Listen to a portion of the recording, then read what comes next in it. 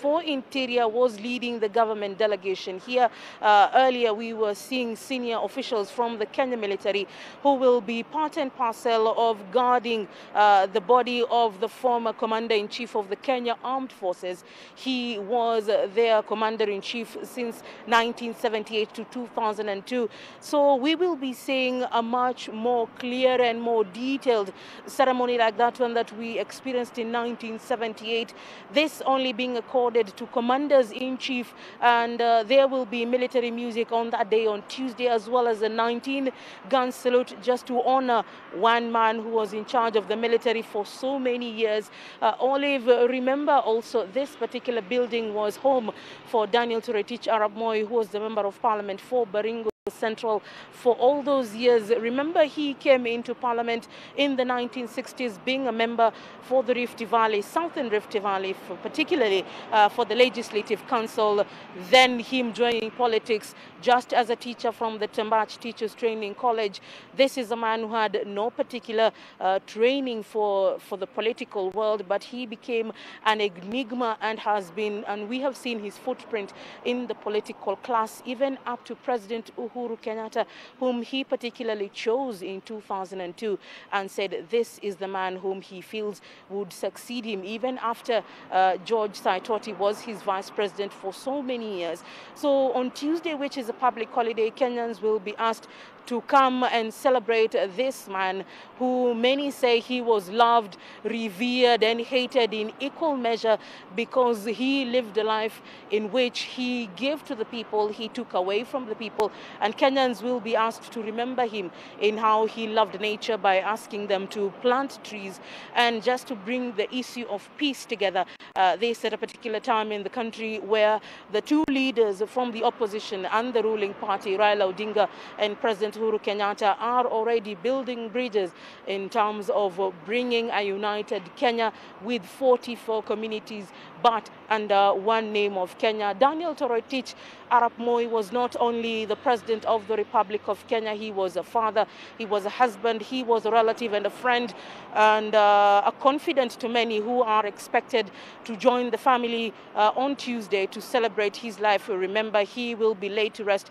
His body will be interred. His remains actually will be interred at his home in Kabarak on Wednesday. There will be a ceremony headed by the AIC at the Kabarak place before the family and very close friends get just a moment to say goodbye to a man whom they call father. But for many Kenyans, those who were born before, those who were born after 2002, they never really got to interact with this particular man. They just hear issues of the Nyayo milk, the Nyayo era, all those issues around Daniel Toroitich Arap Moi, which have been covered in various droves and been written about in so many ways. Maybe we can just take a look at what is going on at the moment. The military and the head of the library, the presidential library, Munira Mohammed, leaving this facility. I can spot Major General Fatuma Mohammed, one of the few leaders from the military who are here today, just to make sure that the ceremony that begins proper tomorrow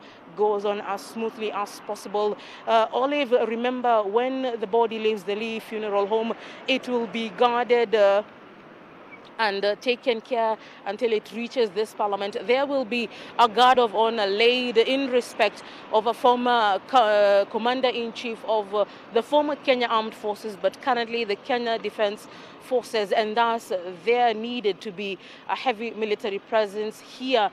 We have been seen, as in our previous coverage, that the military police has really taken over bits and pieces or parcels of securing parliament buildings, which they will do for the next 3 days, beginning tomorrow, Sunday and Monday, after which the body will be taken back to Lee Funeral Home before it goes to the Nyayo National Stadium on Tuesday for that ceremony. So basically, the meeting that was taking place between the senior leadership of the National Assembly, the Senate, and the leadership of the Kenya military and the governance of the country, that thus being the presidency, are just leaving, heading to the next destination, which is the Nyayo National Stadium, where they will be able to see what the preparations there will be. Remember, Nyayo was his mantra. He followed into the footsteps of the former president, Mzee Jomo Kenyatta, and thus many people have been urged to walk in the footsteps of a man whom we called